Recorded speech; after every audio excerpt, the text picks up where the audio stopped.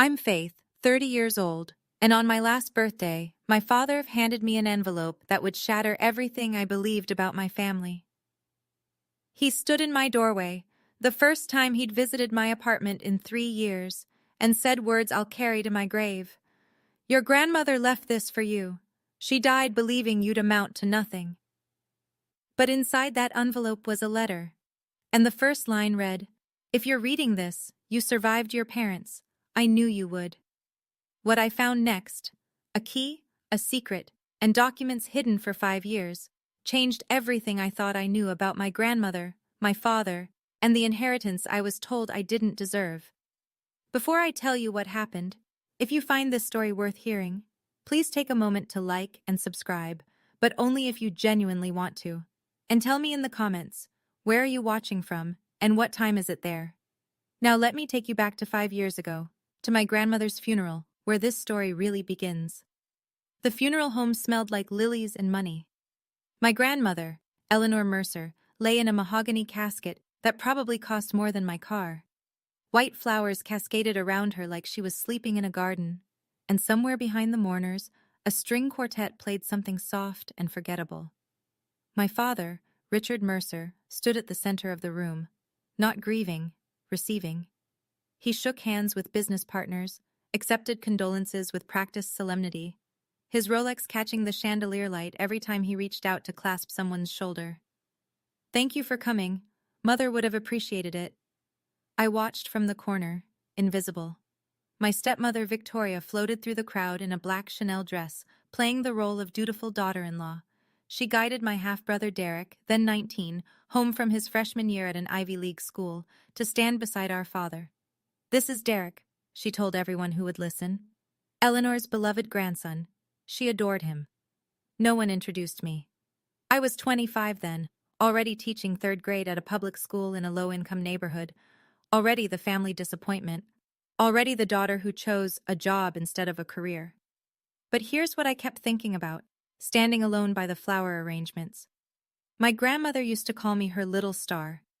She taught me to read before kindergarten.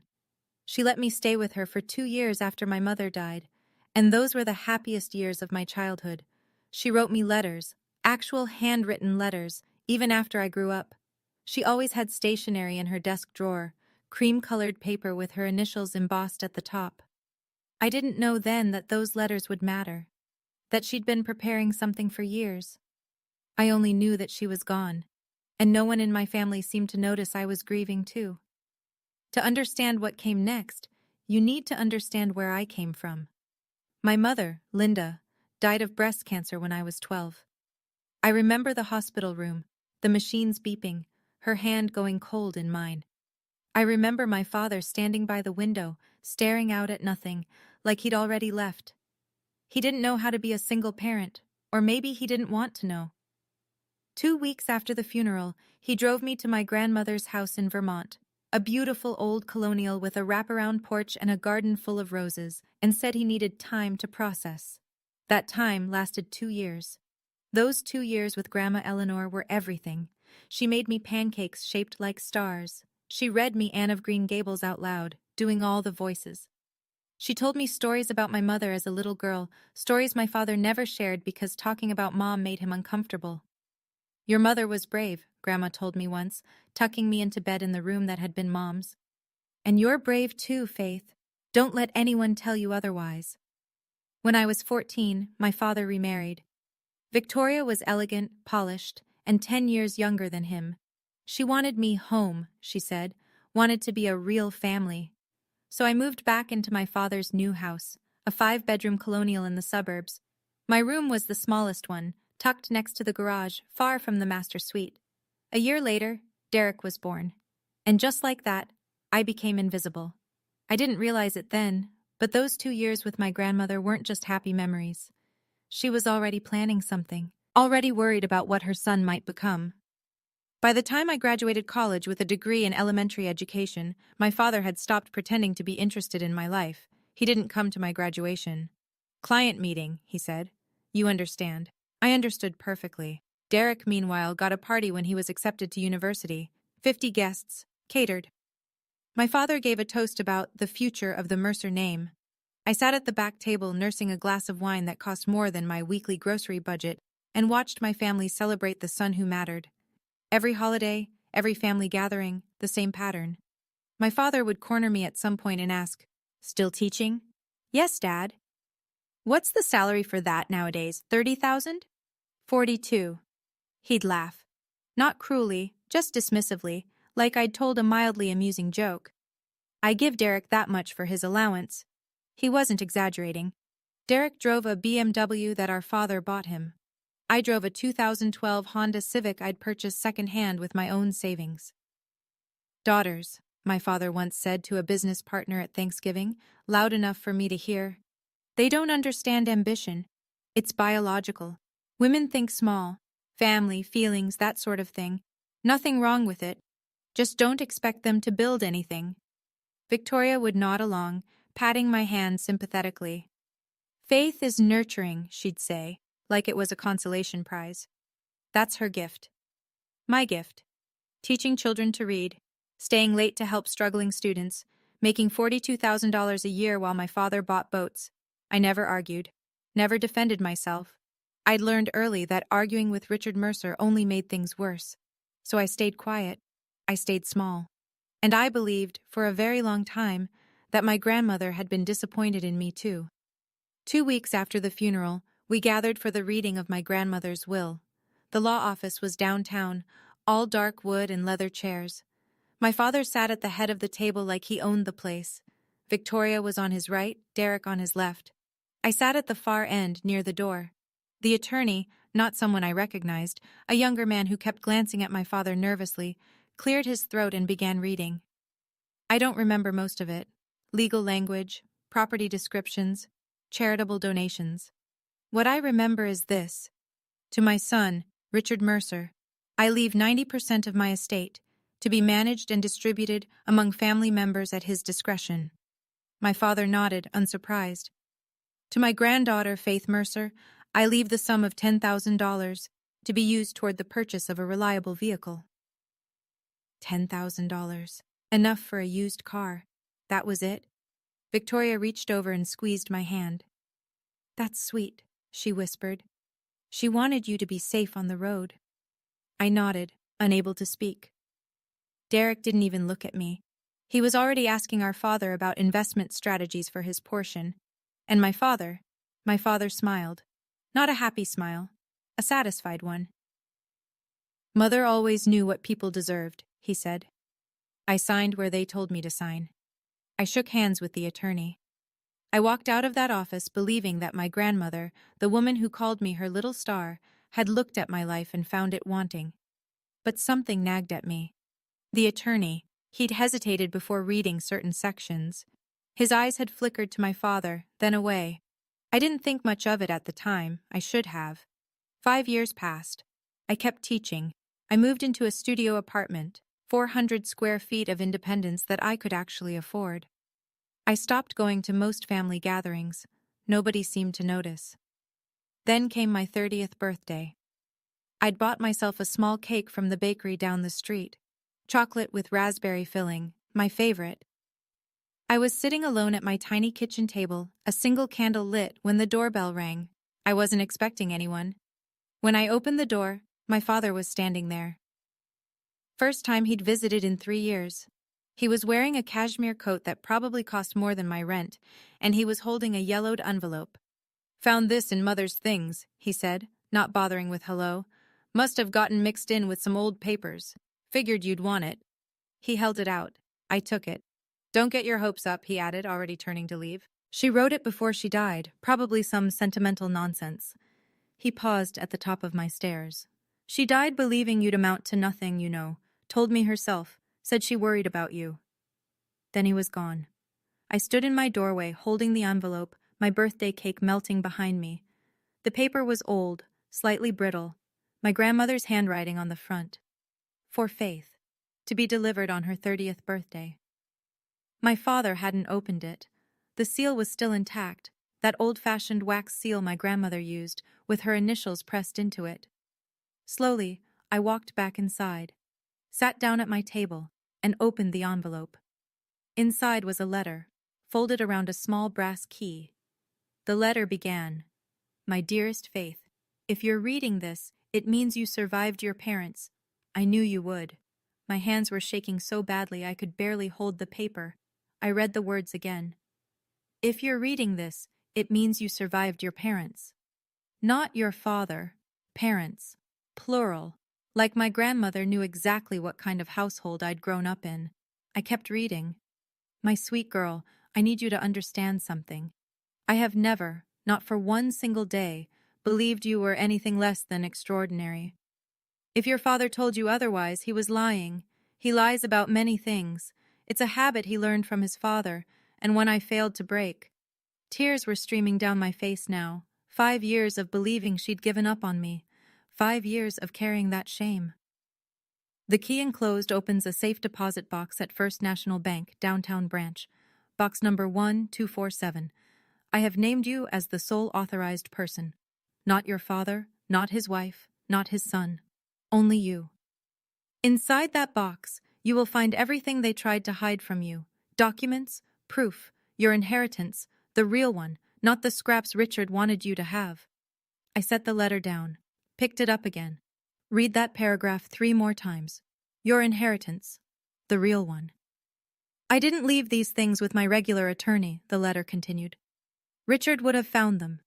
I left them where only you could reach them, when you were old enough to know what to do. There is also a card in the box for Margaret Holloway. She's an old friend, and she knows everything. Call her if you need help. Remember, my star, you are not what they made you believe. You never were. All my love, always, Grandma Eleanor." The key was cold in my palm. Brass, with the number 1247 engraved on it. I didn't sleep that night. The next morning I called in sick to work, the first time in 3 years, and drove downtown. First National Bank was one of those old stone buildings that looked like it had been guarding people's secrets since the Civil War. Marble floors, brass fixtures, the kind of hushed atmosphere where everyone speaks in whispers. I approached the front desk with my driver's license and the key. "I need to access safe deposit box 1247. The clerk, young, professional, slightly bored, typed something into her computer, then stopped, typed again. Her eyebrows rose. "One moment, please, ma'am. I need to get my manager." 10 minutes later, I was sitting across from Thomas Caldwell, the branch manager. He was in his mid-40s, graying at the temples, with kind eyes behind wire-rimmed glasses. "Miss Mercer," he said, studying his screen. "This box was opened by Eleanor Mercer in 2019, and you were added as the sole authorized accessor at that time.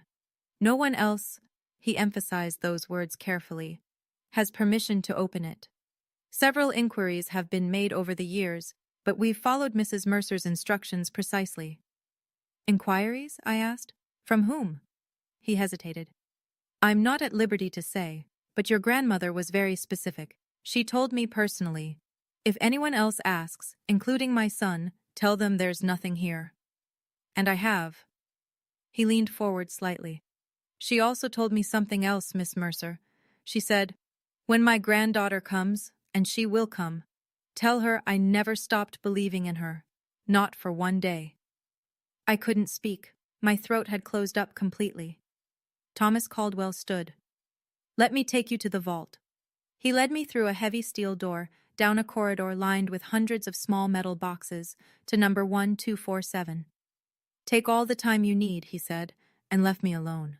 The box was larger than I expected. Inside was a thick manila folder, a smaller envelope, and a leather portfolio embossed with a law firm's name I didn't recognize. I started with the folder.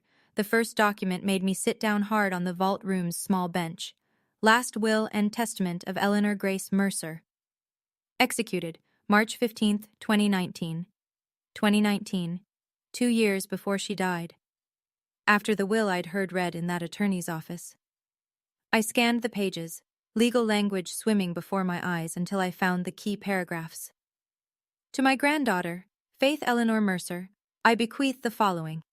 My education trust fund, currently valued at approximately $1.8 million, to be used for her personal enrichment and security, and my property located at 847 Mountain View Road, Stowe, Vermont, currently valued at approximately $1 million, which she may inhabit, sell, or manage at her sole discretion.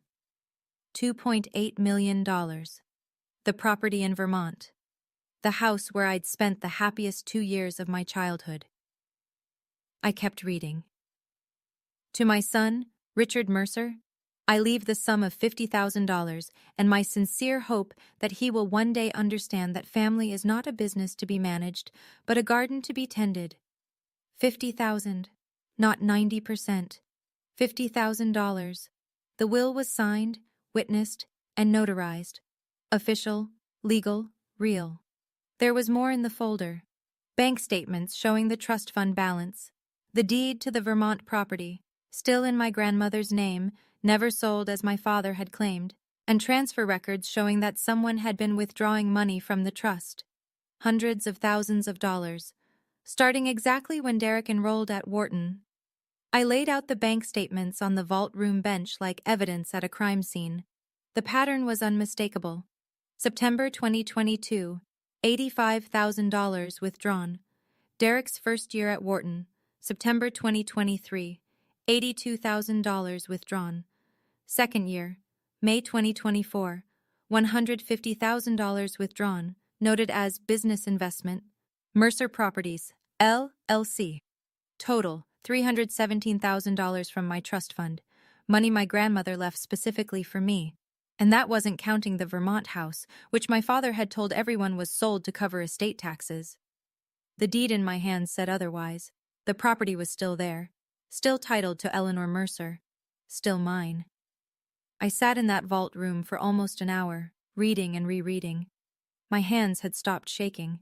Something else had replaced the shock, something cold and clear.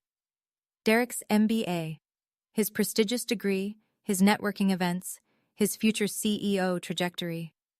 All of it paid for with my inheritance.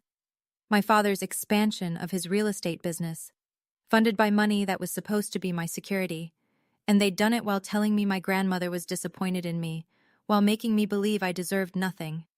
At the bottom of the folder, I found a handwritten note from my grandmother. Faith, I know what you're feeling right now, betrayed, furious, perhaps even broken. But you're not broken, my star. You never were. I didn't leave you defenseless. Read everything, call Margaret, and remember, the truth has a way of finding the light. Sometimes it just needs a little help. I packed everything back into the folder, tucked it under my arm, and walked out of that vault. The Faith who went in was a woman who believed she'd been forgotten.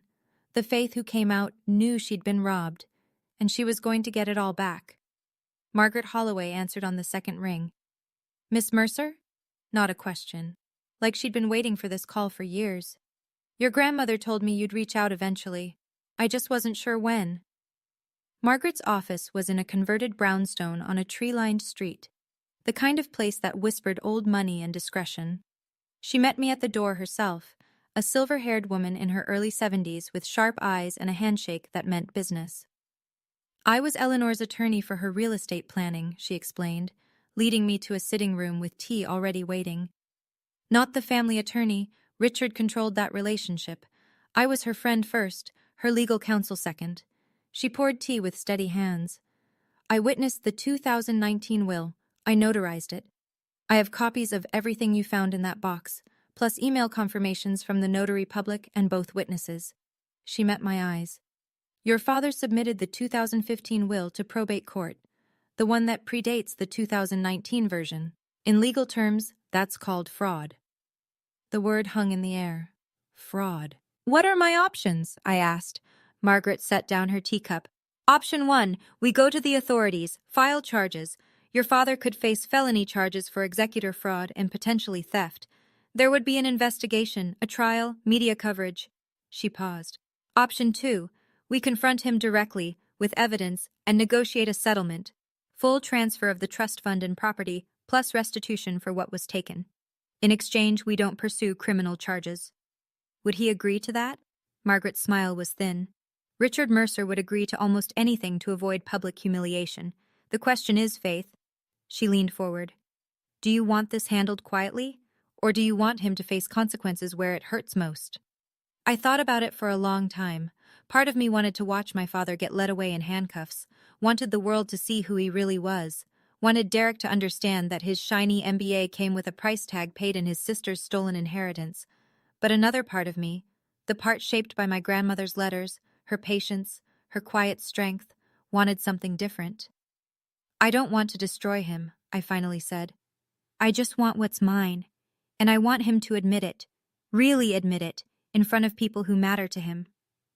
Margaret nodded slowly. A public acknowledgement without public prosecution. Difficult to engineer. What if there was already a public event, I said. Something where his reputation is on display, where the right people are watching. That's when I remembered the invitation. It had arrived last week, embossed gold on cream cardstock. You are cordially invited to celebrate the 65th birthday of Richard Mercer.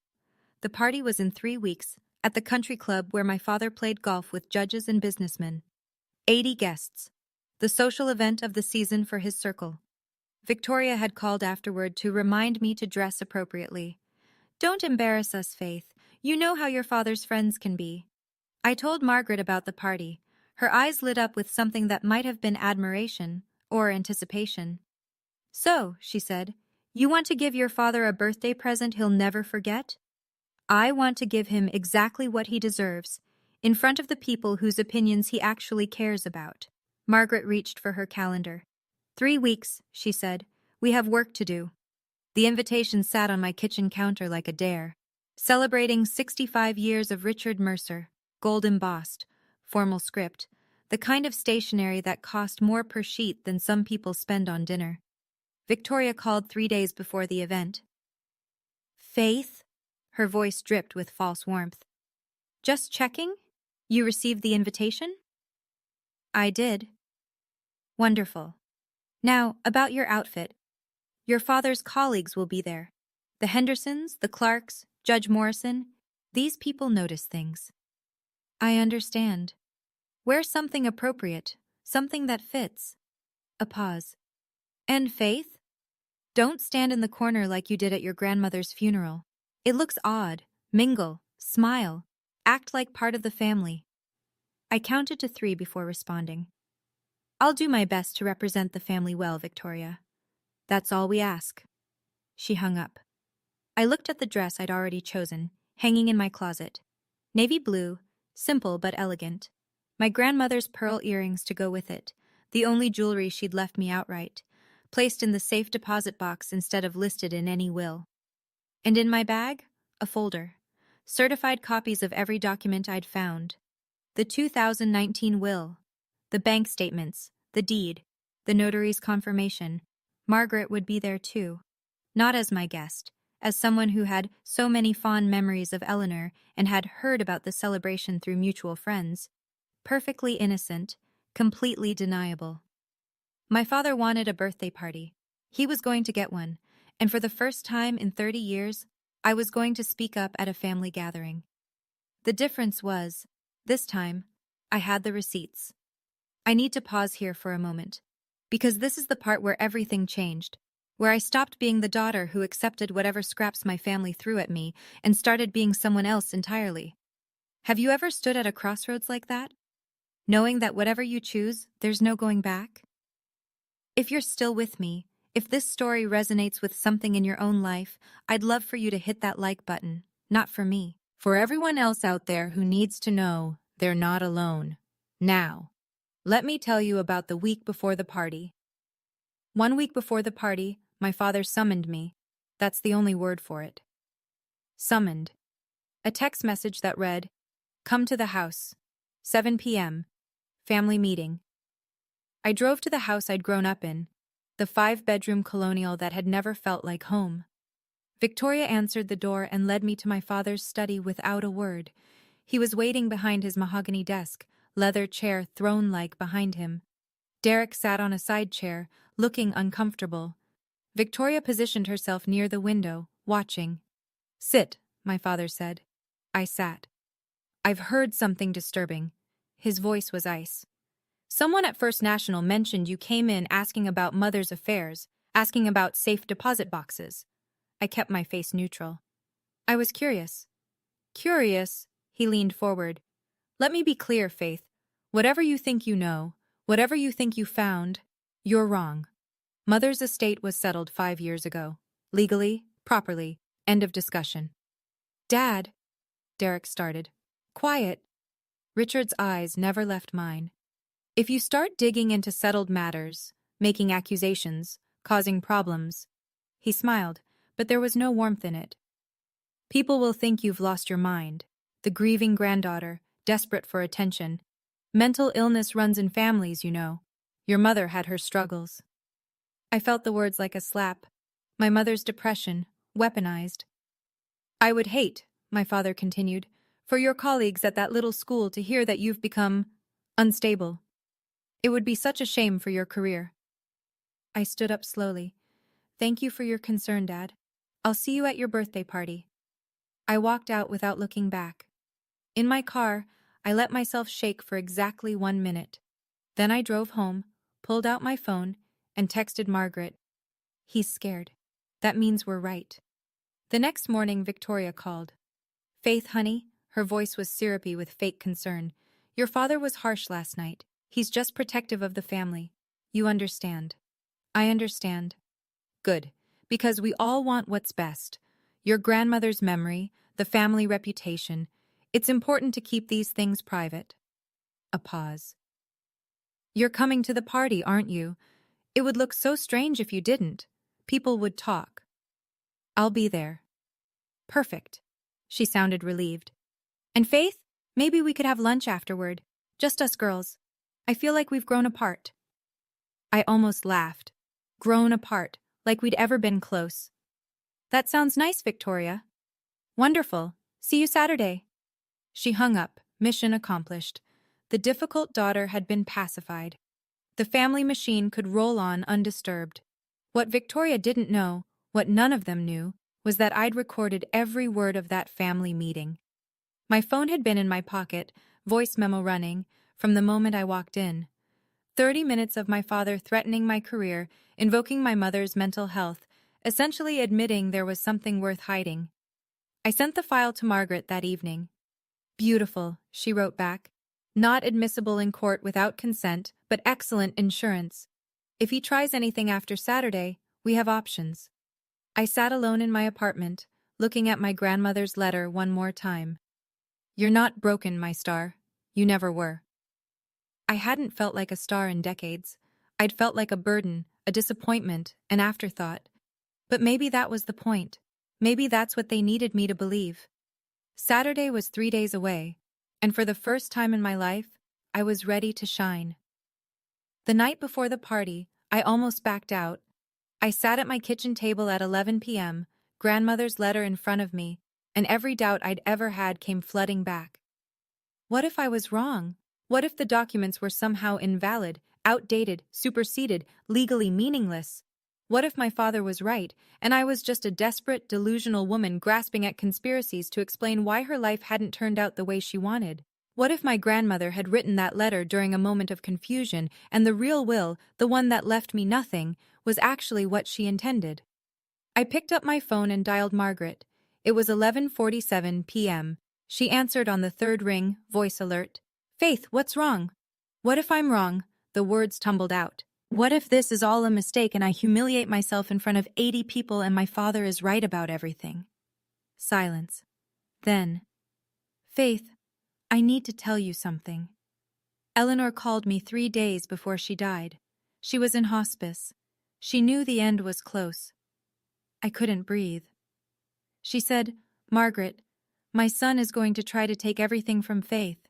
He's been planning it for years. Promise me you'll help her when the time comes. And I promised. Why didn't you contact me sooner? Because Eleanor asked me not to. She said you needed to find your own strength first. You needed to be ready. Margaret's voice softened. You're ready now, Faith. I've seen the documents. I witnessed that will myself. You're not delusional. You're not wrong. Your grandmother believed in you until her very last breath. I was crying. Not sad tears, release tears. The kind that come when something heavy finally lifts. I'll see you tomorrow, I said. Yes, Margaret replied. You will. The morning of my father's birthday, I arrived at Margaret's office at 9 a.m. She had everything laid out on her conference table. Certified copies of the 2019 will, the bank statements, the property deed, notarized affidavits from the witnesses, email confirmation from the notary public. Here's the strategy, she said, straightening her reading glasses. We wait for the toast. Your father will give a speech. He always does, and he'll almost certainly mention your grandmother. When he finishes, you ask to say a few words. He won't let me. He won't have a choice, not in front of Judge Morrison and half of his business network. Refusing to let his own daughter speak at his birthday party would look petty. She smiled thinly. Richard cares about appearances above all else. Use that. We practiced. What I would say, how I would say it, when to present the documents. Don't raise your voice, Margaret coached. Don't cry. Don't accuse present. Let the papers speak. Let the numbers tell the story. At noon, she handed me a slim leather folder. Everything you need. And Faith, she gripped my shoulder. If Richard tries to have you removed, I'll be there. The notary will be there. I invited her as my +1. The witnesses to your grandmother's will, both attending. You're not alone. I stared at her. How did you manage that? Your grandmother had friends, Faith. Real friends. People who knew what Richard was capable of and were waiting for the day someone finally called him on it. Her eyes were fierce. Eleanor planned this. All of it. She just needed you to be brave enough to see it through. I tucked the folder into my bag. I was ready. The Westbrook Country Club looked like something out of a magazine spread. Crystal chandeliers cast warm light over white-clothed tables. A jazz quartet played softly near the bar. Through the floor-to-ceiling windows, the golf course stretched green and perfect into the evening mist. 80 guests milled about with champagne flutes, their designer clothes and easy laughter marking them as people who'd never worried about a bill in their lives. My father stood at the center of it all, accepting birthday wishes like a king receiving tribute. His Hermes tie was perfectly knotted. His smile was perfectly calibrated. Every inch the successful self-made man. Built everything from nothing, I heard him tell a cluster of admirers. No handouts, no help, just hard work and vision. I found a spot near the edge of the room. Margaret had already arrived, seated at a table with 2 women I didn't recognize. The witnesses to my grandmother's will, I realized. The notary was there too, a small woman in her 60s with a calm, observant face. Derek spotted me and waved half-heartedly. Victoria glided over, Chanel suit immaculate, Cartier bracelet glinting. Faith, you came. Her tone suggested she'd half-hoped I wouldn't.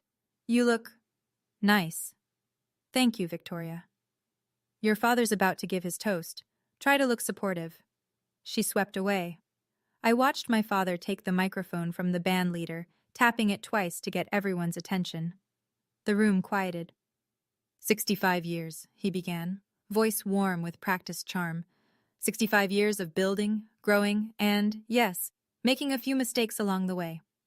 Polite laughter. My hand drifted to the folder in my bag. Let him finish, Margaret had said. Let him say what he wants to say. It will make the contrast that much sharper. So I waited.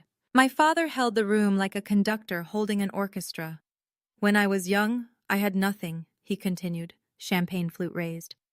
My father worked himself to the bone just to keep food on the table. I learned early that if you want something in this world, you have to take it. Nobody hands you anything. Victoria nodded admiringly from her seat. Derek beamed. But I also had my mother. His voice softened. Eleanor Mercer, the strongest woman I ever knew. She taught me discipline.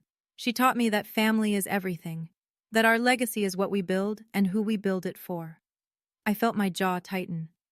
Mother passed 5 years ago, but her spirit lives on in this family, in the values she instilled, in the future she helped me create. He turned to look at Derek, and especially in my son Derek, the next generation of Mercers. Mother always said she couldn't wait to see what he'd accomplish. The room applauded. Derek ducked his head modestly. Her legacy, her values, her spirit. My father raised his glass higher. So tonight, I want to thank everyone who's been part of this journey. My beautiful wife Victoria, who's supported me through everything. My son Derek, who makes me proud every single day. And a pause, a glance in my direction. My daughter Faith, who's found her own quiet path in life. More applause. A few people looked at me with vague, sympathetic smiles. Quiet path. Even at his birthday toast, he couldn't resist the dig. To 65 years, he concluded, and to the legacy of Eleanor Mercer, carried forward by those who truly understood her. The room drank. I stood. "Dad," I called out, my voice steady. "May I say a few words about Grandma?" 80 faces turned toward me. My father's smile didn't waver, but his eyes went cold. He couldn't refuse. Not here. Not with Judge Morrison watching, with business partners lifting curious eyebrows, with Victoria's carefully managed social circle waiting to see what the quiet daughter had to say. "Of course, Faith." He gestured toward the microphone like he was doing me a favor. Family should always speak at these occasions. I walked to the front of the room on legs that felt surprisingly steady. I took the microphone. 80 faces watched me. Curious, bored, mildly interested. My father stood to the side, champagne still in hand, already preparing to cut me off if I took too long. "Thank you, Dad," I smiled. "And happy birthday." Polite applause. My grandmother, Eleanor Mercer, was the most important person in my life. I let that sink in. She raised me for 2 years after my mother died. She taught me to read, to cook, to love stories. She called me her little star. I opened my bag. She also taught me to keep careful records. Something shifted in the room. My father's smile flickered. "I recently came into possession of some documents my grandmother left specifically for me." I pulled out the folder, including her last will and testament, executed on March 15, 2019. Notarized, witnessed, and legally binding. Complete silence. According to this will, I was meant to inherit approximately $2.8 million, a trust fund, and a property in Vermont, not the $10,000 I actually received. Someone gasped. My father stepped forward. "Faith, this isn't the time." The will submitted to probate court was dated 2015. I kept my voice calm, professional, exactly as Margaret had coached. 4 years older than this one. Would you like to explain that, Dad, to all these people who know what document fraud means? The room erupted in murmurs. Richard Mercer's face had gone from controlled to ashen in about 3 seconds. Victoria was gripping her champagne flute so hard I thought it might shatter. Derek just looked confused, like someone had switched the channel on his life without warning. "Faith," my father's voice was tight. "You're clearly upset. This isn't the place to discuss family matters. I think it's exactly the place." I pulled out the bank statements. These show that over $300,000 was withdrawn from my trust fund in the past 3 years. The timing corresponds exactly to Derek's tuition at Wharton. More gasps. A woman I didn't recognize set down her champagne and pulled out her phone. Derek stood up. "That's insane. My tuition was paid by the family, by Dad, by my inheritance." I kept my eyes on my father. "The inheritance you told me I didn't deserve. The inheritance you said Grandma wanted you to manage because she was disappointed in me." "She was disappointed," my father's composure finally cracked. "She was a confused old woman at the end. She didn't know what she was signing." "Richard," a woman's voice, calm and authoritative.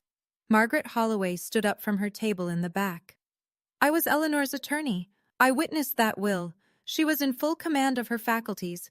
Would you like me to testify to that under oath?" Every head in the room swiveled between Margaret and Richard. "Who the hell invited you?" my father snarled. "Your mother was my friend for 50 years. Margaret walked forward slowly. She knew exactly what you would do, and she made sure there was someone who would remember the truth. I held up the will. "This is certified, Dad. The notary who signed it is in this room. So are both witnesses. Would you like to keep lying?" Margaret reached my side, and the temperature in the room seemed to drop 10 degrees.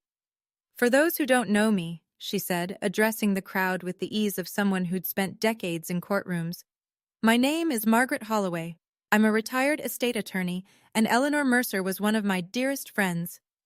My father looked like he wanted to bolt, but he was trapped, surrounded by colleagues, clients, everyone whose good opinion he'd spent decades cultivating.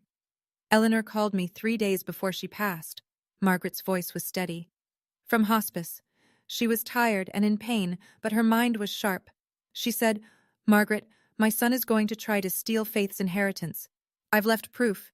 Make sure it's found. Victoria made a strangled sound. Derek had gone completely white. Eleanor also left a provision, Margaret continued. If Richard violated his duties as executor, which he did, by submitting a superseded will and making unauthorized withdrawals, his executor status would be automatically revoked. Faith becomes the rightful administrator of the estate. That's not legally, my father started. It is. Judge Morrison's voice cut through the noise. He'd risen from his table, face grim. Richard, if what these women are saying is accurate, you're looking at executor fraud. That's a felony. The room exploded in whispers. I stood there, holding documents that proved everything, watching my father's world collapse in slow motion. I didn't come here to have you arrested, Dad. My voice was quiet, but it carried. I came here to get what's mine. Transfer the trust fund. Transfer the deed. Pay back what you took. And we can settle this without prosecutors. And if he refuses? Someone asked. Margaret smiled without warmth. Then we file Monday morning. Your choice, Richard. I've never seen my father look small before. He'd always loomed large in my mind. The powerful patriarch, the successful businessman, the man whose approval I could never quite earn. But standing there in his Hermes tie and his Rolex, surrounded by people who were looking at him with new eyes, he seemed to shrink. This is entrapment, he hissed. You planned this. I planned nothing. I kept my voice level. You delivered the envelope yourself, Dad, on my birthday. You told me Grandma died disappointed in me. I let that sink in. She wasn't disappointed. She was worried about what you would do. Richard, Victoria grabbed his arm. We need to leave. We need to call our lawyer. The party's over, someone muttered, already heading for the exit. My father lunged toward me, not physically, but with words, the only weapon he had left. You ungrateful, worthless, after everything I did for you. Everything you did for me. I stood my ground. You ignored me for 30 years. You stole my inheritance. You told me my grandmother died ashamed of who I was. I paused. You had 5 years to do the right thing. 5 years. You chose this. His face twisted. You'll regret this. No. I handed the folder to Margaret. You had choices. Every step of the way, you had choices. You chose to lie. You chose to steal. You chose to make me believe I was worthless. I took a breath. Those were your choices, Dad, not mine. The room had mostly emptied now. A few people lingered, Judge Morrison, the notary, the witnesses, people who would remember what happened here. My father stared at me like he was seeing a stranger. Maybe he was. Maybe he'd never seen me at all. People asked me what it felt like after. Was it victory? Revenge? Satisfaction? Honestly, it was exhaustion. The kind that comes after you've been holding your breath for years and finally let it out. I didn't feel like celebrating. I felt like sleeping for a week. If you're still watching, if any part of this story has made you think about your own family, your own boundaries, the things you've accepted that maybe you shouldn't have, I want you to know you're not alone, and your story isn't over. A like or a share means more than you know. Now let me tell you what happened next. The fallout was swift. Within 2 weeks of that birthday party, my father was facing an official investigation for executor fraud. His attorney, a different one from the man who'd read the fake will 5 years ago, reached out to Margaret with an offer. Richard would transfer the remaining trust fund balance, approximately $1.5 million, to me immediately. He would sign over the deed to the Vermont property. He would pay restitution of $350,000 to cover what he'd already withdrawn, plus interest, and he would formally relinquish his executor status. In exchange, I agreed not to pursue criminal charges. Some people thought I let him off easy. Maybe I did. But watching my father go to prison wasn't going to bring back the years I'd spent believing my grandmother hated me. It wasn't going to undo the damage to my self-worth. And honestly, I didn't want revenge. I just wanted what was mine. The consequences rippled outward anyway. Derek had to take out loans to finish his final semester at Wharton. My father couldn't help. The settlement had drained his accounts, and his reputation was in tatters. 3 business partners pulled out of deals with Mercer Properties within a month. If he cheats his own daughter, I heard one of them tell another, who else is he cheating? Victoria filed for divorce 4 months later. I heard she took half of everything he had left. And me? I got a certified check. I got the keys to a house in Vermont. I got a letter from my grandmother that I read every single morning, reminding me that I was loved, that I had always been loved, by the person who mattered most. It wasn't a fairy tale ending, but it was mine. 6 months after the party, I got a text from a number I didn't recognize. Faith, it's Derek. Can we talk? I almost deleted it, almost blocked the number. But something made me pause. Maybe it was curiosity. Maybe it was the knowledge that Derek had been a child when our parents started shaping who he'd become, just like I had. We met at a coffee shop downtown, neutral territory. He looked different, tired.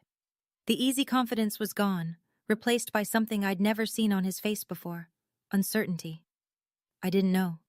His first words, I know you probably don't believe me, but I didn't know the money was yours. Dad said it was from Grandma, from the family. I never asked where it actually came from. You never asked why I didn't get anything either. He flinched. No, I didn't. I just accepted what I was told. We sat in silence for a moment. I'm not asking for money, he said. I'm not asking for forgiveness. I needed you to know that I'm sorry. For taking what wasn't mine. For never questioning why you were treated differently. He looked down at his coffee. I took out loans. I'm paying my own way now. It sucks, honestly, but it's fair. I studied my half-brother. 24 years old, MBA, almost complete, finally learning what it felt like to struggle. I'm not going to pretend everything's fine, I said.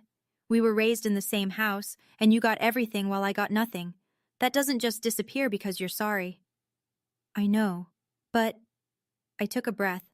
You're not him, Derek. You don't have to be. If you really want things to be different, prove it. Over time.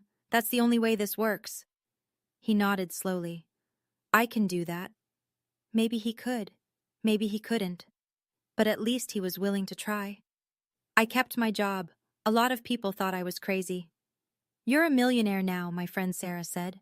Why are you still teaching 3rd grade? But that's the thing about money. It can't buy what I loved most about my life.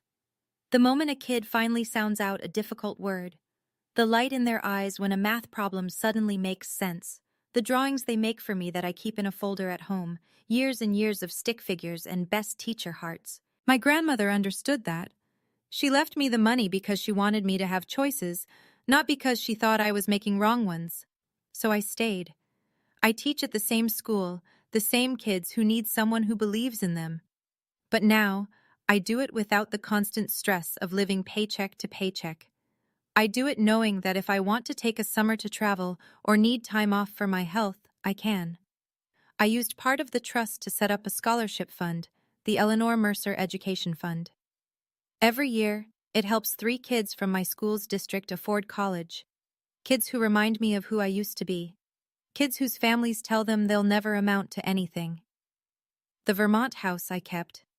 I go there every summer now, and some weekends when I need to remember what it felt like to be loved unconditionally. I sit on the porch where Grandma taught me to read, and I talk to her sometimes, out loud, just updating her on my life. I put her picture on my desk at home, right next to the letter she left me. She believed in me when no one else did. I carry that with me every single day. I don't talk to my father anymore.